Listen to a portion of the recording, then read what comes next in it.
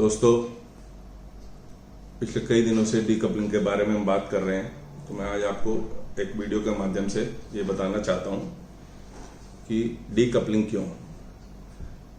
Decoupling इसलिए क्योंकि coupling थी।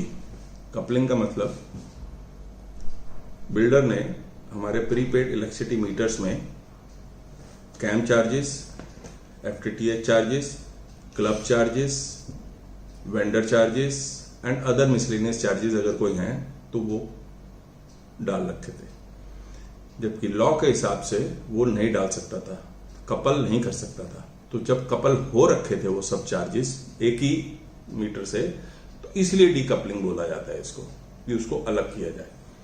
और ये कोई नई चीज नहीं है। पहली स्टेज में तो बिल्डर कपल कर ही नहीं सकता था, तो अब कपल कर रखी थी। तो पिछले 5-6 साल से, जब से ये सोसाइटी बनी है और फेसिस में लोग रहने आए, कोई 4 साल से रह रहा है, कोई 5 साल से रह रहा है, कोई 3 साल से रह रहा है, कोई 2 साल से रह रहा है पोजीशन के हिसाब से, तो कपलिंग हो रखी थी, इसलिए डीकपलिंग। और कपलिंग होने के क्या नुकसान थे वो सबको पता है। बिल्डर रोज मेंटेनेंस काटता था और सब लोग almost 90%, more than 90% dissatisfaction level था कि पैसे तो चले जाते हैं, मेंटेन नहीं होती। अब उसका जो फ्लैश पॉइंट था वो क्लब से बना। जब क्लब कोविड की वजह से 15-18 तारीख को, मार्च को बंद हो गया, तो उसके बाद बंद क्लब के भी club charges 699 rupees plus GST वो बिल्डर मीटर से काटता रहा, क्योंकि कंट्रोल बिल्डर के हाथ में था। और हम सब लोग डरते रहते थे कि बिजली कट जाएगी, इसलिए हम देते चले जा रहे थे। सबने बोला कि क्लब चार्जेस नहीं देने चाहिए, लेकिन तरीका क्या था? बिल्डर ने 50% डिस्काउंट की ऑफर दे दी इतनी लड़ाई करने के बाद, लेकिन 50% भी क्यों? एक्चुअल पे क्यों नहीं? एक्चुअल खर्चा अगर बिल्डर एएमसी देता है, मैन पावर का खर्चा जो बंद क्लब के ऊपर पड़ रहा था, वो मैंने पहले भी एक बार ईमेल और फेसबुक पे डाला था, वो 60 रुपए आता है करीब 5 से 10% इधर उधर हो सकता है, कम भी हो सकता है, ज्यादा भी हो सकता है। प्लस एएमसी, जो वहां पे इक्विपमेंट है फिक्स्ड, उनकी एएमसी है। अगर वो एएमसी बिल्डर पे कर रहा है, जो कि हमें डाउट है कि नहीं कर रहा, क्यों? लिफ्टें बंद रहती हैं। आज भी जब हम चेक करते हैं तो लिफ्टें क्यों बंद रहती हैं? क्योंकि एएमसी पे नहीं है। ओटिस कोई ऐसी कंपनी नहीं है कि अगर उसको पेमेंट जा रही है तो भी वो सर्विस नहीं देगी। 2018 में संदीप सिंह चौहान ने जब लिफ्टों के बारे में सारी जानकारी निकाली, तो लिफ्टें 1 साल 1.5 साल बहुत बढ़िया चली, क्योंकि एएमसी उसकी उन्होंने अपडेट करवाई सारी। ये बात है जून जुलाई 2018 में। 2019 तक सारी की सारी एएमसी फर्स्ट क्लास चली। अब एएमसी लिफ्टों की पे नहीं हो रही, इसीलिए लिफ्टें ओसिमो में, वास्तु में और आपके इन टावरों में, वेनेजिया में, इन टावरों में बहुत सारी दिक्कत आ रही है लिफ्टों को लेकर। पहले ही लिफ्टें कम है, तो उसी तरीके से हमको लगता है कि क्लब के भी एएमसी नहीं जा रही होगी। अगर जा रही है तो बिल्डर को उस एएमसी को भी उसमें जोड़ देने के लिए हम अलाउ करेंगे। उस सब के बाद भी 120 रुपए बनता है। तो अगर मान लो बिल्डर और जेएलएल उसके ऊपर अपनी मैनेजमेंट भी लगा दें कि हमें उसकी मैनेजमेंट भी करनी पड़ती है, तो भी मैं समझता हूं कि 150 रुपए से ऊपर नहीं होना चाहिए।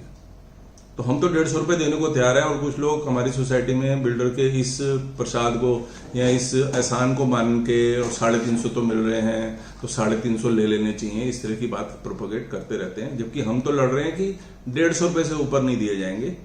ये सारी डीकपलिंग वहीं से शुरू हुई प्रोसेस, कि बिल्डर के हाथ से ये कंट्रोल जब लीगली हम ले सकते हैं और हम खुद अपनी मेंटेनेंस पे करेंगे अगर वो मीटर से नहीं कटेगी, तो ये थॉट ही क्लब से आया, क्योंकि क्लब में बिल्डर की मोनोपोली खुल के सामने आई।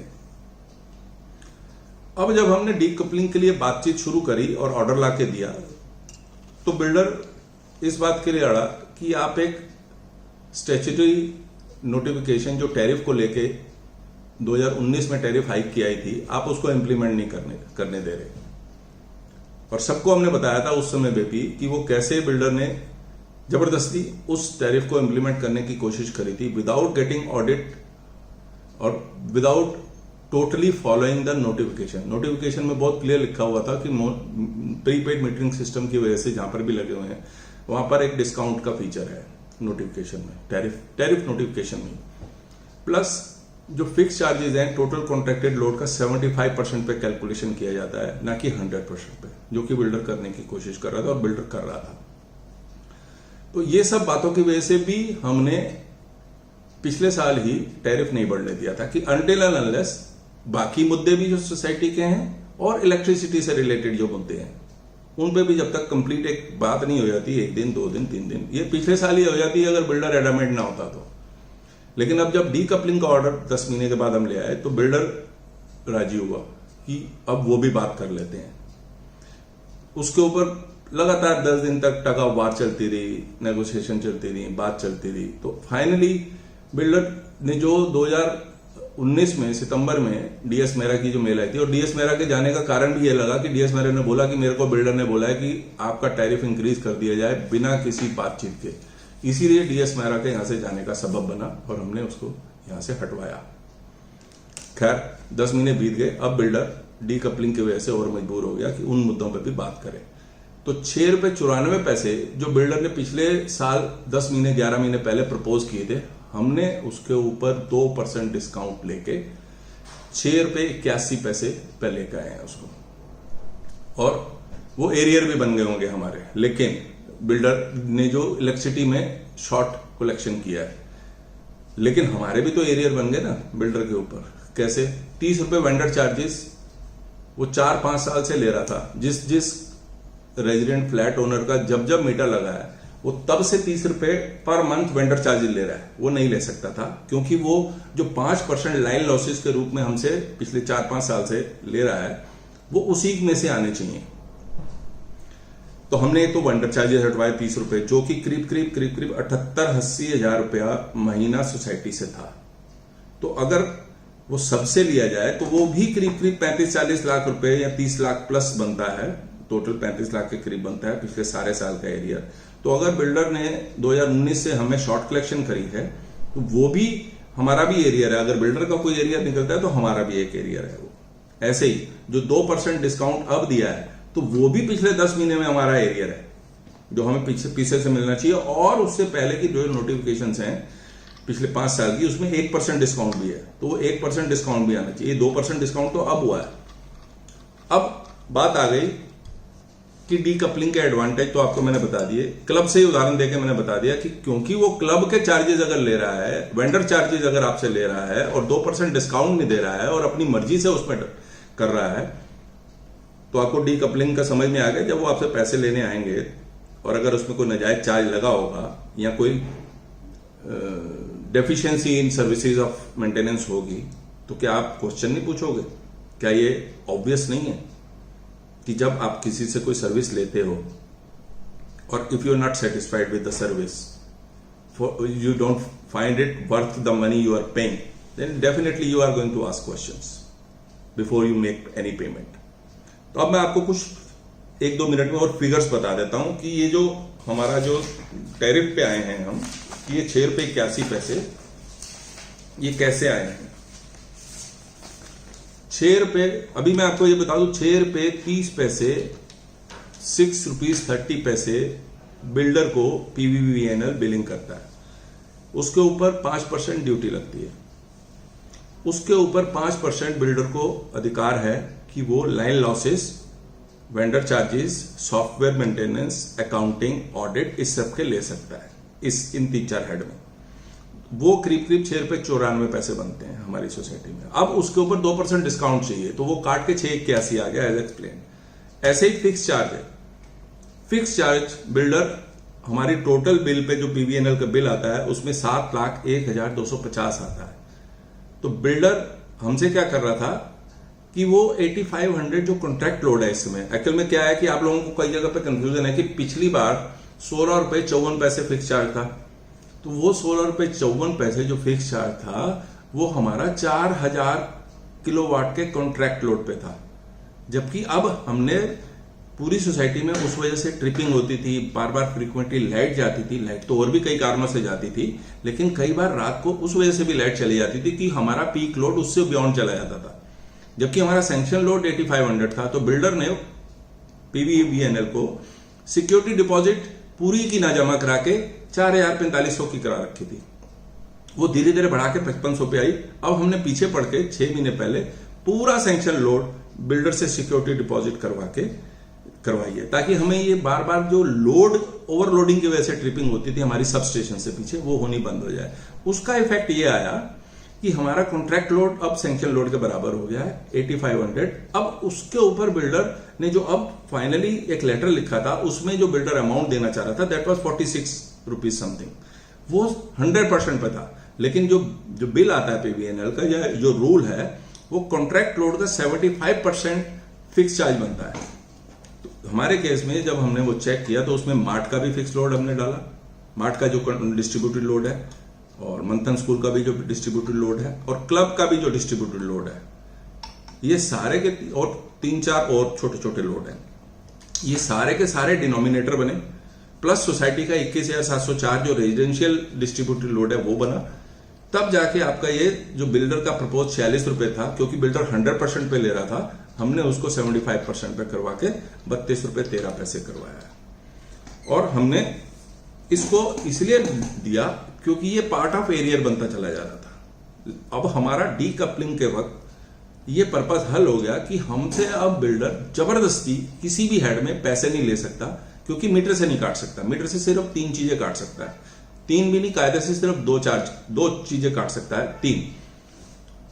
एक टैरिफ रेट जो है, जो अब 6 रुपए 81 पैसे है, प्लस फिक्स चार्ज जो 32 रुपए 13 पैसे है, plus common area electricity. Common area electricity के बारे में आप समझ लीजिए, कॉमन एरिया इलेक्ट्रिसिटी कैसे निकलती है, जो बिल्डर ने आज तक हमें बताई नहीं, ऑडिट नहीं किया, और हर महीने की कंपटीशन जो उसको देने के लिए मस्ट है, वो आज तक नहीं दी पिछले 5 साल से। अब वो राजी हो गए, क्यों? क्योंकि अगर उनको कॉमन एरिया इलेक्ट्रिसिटी लेनी है हमसे, या कोई एरियर अगर वो क्लेम करके बैठे हुए हैं, अगर वो हमसे लेने हैं, तो उनको कॉमन एरिया इलेक्ट्रिसिटी का हमको ऑडिट कराना पड़ेगा। कॉमन एरिया इलेक्ट्रिसिटी कैसे निकलेगी? Total collection from the residence, shops, मंथन स्कूल, जितनी क्लब, जितनी भी कलेक्शन, जितने भी मीटर हैं यहाँ पर, उनसे उनकी टोटल, उसको माइनस करेंगे हम, जो टोटल बिलिंग आती है हमको, उसमें से जो रेस्ट बचती है वो कॉमन एरिया इलेक्ट्रिसिटी है, उसको पर फ्लैट डिवाइड करा जाएगा, जो कि सर्दियों में 200-250-300 और गर्मियों में 600-700 रुपए से ऊपर नहीं होनी चाहिए। अब बिल्डर ने एवरेज बना के उसको 700-800 रुपए रखा हुआ है, तो एवरेज से नहीं होता है काम, क्योंकि कॉमन एरिया इलेक्ट्रिसिटी डायनामिक है, सर्दियों में कम हो जाती है, गर्मियों में बढ़ जाती है, जब लॉबीज के एसी चलते हैं ये है। तो इस वास्ते जो कॉमन एरिया इलेक्ट्रिसिटी है वो डायनामिक है, वो हर महीने जब बिल आ जाता है उसके बाद वो एक एंट्री जानी चाहिए। और बिल्डर लम सम, क्योंकि हमसे 2 साल का common area electricity water charges advance ले रखा है, अपनी मर्जी से उसमें डेबिट करता चला गया। अब वो ऑडिट होगा, उसमें एक्जैक्ट अमाउंट्स आएंगे। अब ऑडिट कराना बिल्डर की मजबूरी है, क्यों? क्योंकि अब हम हर चीज डीकपलिंग से लिंक करेंगे। अगर बिल्डर को ईमानदारी से चलना है, और जो कि डीकपलिंग उसको मजबूर करेगी ईमानदारी से चलने के लिए, तो उसको हर महीने हमें ऑडिट कराना पड़ेगा। 1 दिन लगता है, हर महीने 1 दिन लगेगा कॉमन एरिया इलेक्ट्रिसिटी निकालने के लिए। एट एन एवरेज 25 से 30% कॉमन एरिया इलेक्ट्रिसिटी है, जो कि बहुत बड़ा अमाउंट होता है। अगर उसमें 5-7-10% भी इधर उधर हो जाए तो वो अमाउंट 3 से 4 लाख रुपए हो जाता है कॉमन एरिया। क्योंकि अगर 1 करोड़ रुपए का मैं बिल समझूं टोटल सोसाइटी का टैरिफ एवरेज, कभी 80 लाख, कभी 90 लाख, कभी 1 करोड़ 22 लाख, 20 लाख, ऐसे 1 करोड़ भी मैं अगर एवरेज पकड़ूं तो उसमें 25 लाख रुपए के करीब 20 से 25 से 30 लाख रुपए कॉमन एरिया इलेक्ट्रिसिटी होता है। तो अगर समझो कि अगर उसमें हमने प्रॉपर ऑडिट नहीं किया कभी भी, किसी महीने इन्होंने नहीं दिखाया, तो उसमें कितनी गड़बड़ हो सकती है। लेकिन अब डीकपलिंग होने की वजह से वो पॉसिबल हुआ है हमारे लिए कि हम उसको कंट्रोल कर सकते हैं। और कॉमन एरिया इलेक्ट्रिसिटी हर महीने डिसाइड होगी, depending upon the collection and depending upon the payment to the PVNL. उसका जो डिफरेंशियल आएगा that will become part of our CAE, वो पर फ्लैट बेसिस कैलकुलेट करके निकाल दिया जाएगा। तो डीकपलिंग के ये भी एक फायदे हैं। अब मेरे को लगता है कि क्लब चार्जेस के ऊपर कुछ लोग जो बात कर रहे हैं कि हमारे को क्लब चार्जेस कब मिलेंगे, ये तो ये क्लब चार्जेस हमारे डीकपलिंग होते ही कम से कम आगे से जाने बंद हो जाएंगे। आप पूछोगे क्लब तो बंद पड़ा है, और पिछले जो हैं वो भी हमारी टर्म्स पे आएंगे कि जो एक्चुअल खर्चा है वो बताओ और क्लब चार्जेस ले लो, या अगर ले लो, या जो क्लब चार्जेस आपने ऑलरेडी हमसे ले रखे हैं बंद क्लब के, जब क्लब खुलेगा उसका ड्यूरेशन एक्सटेंड करो विदाउट पेमेंट, उसको एक्सटेंड करो, जितना डिफरेंस आता है उतने टाइम के लिए आप क्लब चलाओ फ्री में। ये पार्ट ऑफ सारी नेगोशिएशन है। मैं पहले से कुछ भी कमिट नहीं कर सकती एओए, ना मैं बोल सकता हूं, ना एओए हम में से कोई बोल सकता है, क्योंकि ये सब डीकपलिंग के बाद शुरू होना था। प्राइमरी वाज डीकपलिंग, जो एक इलीगैलिटी थी कपलिंग की, कपल हो रखा था ये सब, उसको हटा के डीकपल करके आगे हम मूव करेंगे। बिलीव रखिए, ये डीकपलिंग आपके हाथ में आपके अपने पैसे की, जो 3 से 4 हजार से लेके बड़े फ्लैटों पे 10 हजार तक जाती है कैम, वो चाबी आपके हाथ में आ गई है। मैं आपको कैम ना पे करने के लिए नहीं कह रहा हूं, लेकिन मैं ये तो कह रहा हूं कि अगर आपको कैम से सेटिस्फेक्शन नहीं है कि आपने जो पैसा दिया है उसकी मेंटेनेंस हुई है कि नहीं हुई है, तो आप क्वेश्चन पूछने के लिए तो स्वतंत्र हो गए ना। वो चाबी तो आपके हाथ में आ गई ना, कि जब बिल्डर के आदमी या जेएलएल के आदमी या बिल्डर आपसे कैम मांगने आएगा आपके डोर पे, बिल रेस करने के बाद जब आपसे चेक लेने आएगा, तो आप पूछोगे कि नहीं पूछोगे? या आपके मीटर से रोज शाम को 6 बजे जब 150 रुपए से लेके और 350-400 रुपए तक कैम कट जाती थी, आपको पता भी नहीं चलता था, तब सही था। मेरे को लगता है कि डीकपलिंग का अगर सरकार का नियम है, और एक बात और मैं बता दूं, ये बिल्डर के लिए मजबूरी है, बिल्डर के लिए स्टैट्यूटरी ऑब्लिगेशन है, आपके लिए नहीं है, रेजिडेंट्स के लिए। अगर फिर भी मेरे को सुनने में आया कई रेजिडेंट्स वो कहते हैं कि जी हम तो जैसे पहले एडवांस पैसे देते थे और मीटर से देते थे, इजीनेस के लिए वो करना चाहते हैं। ये you can do it. You want to feed builder for a non performing builder, for a non performing maintenance company, अगर आप उसको एडवांस पे करना चाहते हो, you are free to do it. आप उसको राइटिंग में दोगे, so that in case of any deficiency आप बिल्डर से पूछ सकते हो। लेकिन मोस्ट ऑफ द रेजिडेंट्स मेरे को समझ में आ रही है, लगता है कि वो मेंटेनेंस देंगे और क्वेश्चन भी पूछेंगे बिफोर पेइंग, और जो कि वो हमारा हक है एज ए कस्टमर, कि हम आपको पैसे दे रहे हैं, आपने हमारा क्या काम किया। मेंटेनेंस कंप्लेंट्स लोग लिखते हैं 2-2 महीने बंद नहीं होती। अगर कोई कंप्लेंट लॉन्च होती है तो 7-7 दिन, 15-15 दिन, 2-2 महीने, तो आप सवाल पूछोगे कि नहीं पूछोगे? फिर भी अगर कुछ लोग सेटिस्फाइड हैं विद द बिल्डर, ये उनकी हेडेक है। लेकिन इन लार्जर इंटरेस्ट डीकपलिंग फायदे की चीज है। डीकपलिंग आपको आपका अधिकार आपके हाथ में आ गया आज तक। अच्छा हाँ, इसमें अब थोड़ी सी चीज मैं और बता दूं कि 1 अगस्त से शुरू हुई है डीकपलिंग, चाहे वो हुई बाद में है, लेकिन 1 अगस्त से ऑपरेशनल मानी जाएगी। तो ये पिछले 5-7 दिन में जिनकी मीटर से कैम कट गई है, ये रिफंड उनको उस कैम का आ रहा है। जैसे वेरोना के केस में ये 6 तारीख को हुई है, तो 1 से 5 तारीख तक जो कैम कटी थी वेरोना में, जिन लोगों की मीटर से कटती है, जिन्होंने एडवांस पे कर रखी है वो अलग चीज है, लेकिन जिन लोगों की मीटर से कटती थी उनको 1 से 5 तक की कैम मीटर में इमीडिएट रिफंड करवा दी है। जिसकी 6 तारीख को डीकपलिंग हुई है उसको 1 से 5 तक की, जिनकी 7 तारीख को डीकपलिंग हुई है उनको 1 से 6 तक की, जिनकी 8 तारीख को डीकपलिंग होगी उनको 1 से 7 तारीख तक की जो कैम मीटर से कटी है वो वापस जाएगी उनके मीटरों में। तो जिनके मीटरों में अब हमारे इस लड़ाई में जिन लोगों ने हमारा साथ दिया और उन्होंने नेगेटिव बैलेंस हमने करवा के रखा और उनकी बिजली चलने दी, उन सबसे रिक्वेस्ट है कि डीकपलिंग का प्रोसेस आज लास्ट कंप्लीट हो जाएगा। कल से वो अपनी मीटर को पॉजिटिव चार्ज करने की करें, और उसके बाद आपके मीटर से सिर्फ बिजली ही कटेगी, बिजली ही मतलब बिजली के पैसे ही कटेंगे। और मंडे ऑनवर्ड्स आपका बिजली क्योंकि उसमें रह जाएगी सिर्फ, तो आपको ये जरूरी है कि उसमें पॉजिटिव बैलेंस रखें, क्योंकि अब प्योरली सिर्फ बिजली का पैसा है, उसमें कैम नहीं है। तो ये ध्यान रखें कि आपका पॉजिटिव बैलेंस रहे कल से हर मीटर में, जितने भी सोसाइटी में मीटर हैं। और हैप्पी लिविंग। Thank you.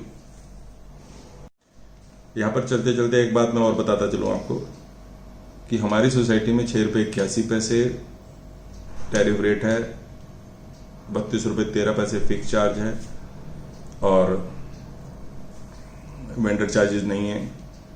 मैं आपको आसपास की कई सोसाइटियों के उदाहरण बोल के बताता हूं। सेठी मैक्स में 7 रुपये 70 पैसे टैरिफ रेट है, 110 रुपये इंटू 3, जिस घर में 3 किलोवाट है उसका फिक्स चार्ज है। ₹22 कुछ पैसे डीजी चार्ज है per unit. Cape Town 4000 flat की सोसाइटी बसी हुई है, टोटल 6-6.5 फ्लैट हैं, ₹7.70 यूनिट चार्ज हैं। अगर आप हमारी सोसाइटी के साइज को और बसने के टाइम को लेके प्रतीक विस्टेरिया से कंपेयर करें, वहां पे एओए बन चुकी है, एओए के पास हैंडओवर आ चुका है, वहां पे ₹7 पर यूनिट बिजली एओए चार्ज कर रही है। तो आप जरा देखिए, कंपेयर कीजिए। अगर मेरी बात पे विश्वास ना हो तो आपके मित्र, आपके यार दोस्त, आपके फैमिली मेंबर, फ्रेंड्स उन सोसाइटियों में रह रहे होंगे, उनसे पूछिए कि क्या वहां पर ₹7.70 है। प्रतीक विस्टेरिया में ₹7 पर यूनिट है, जो हमारा 681 रह गया।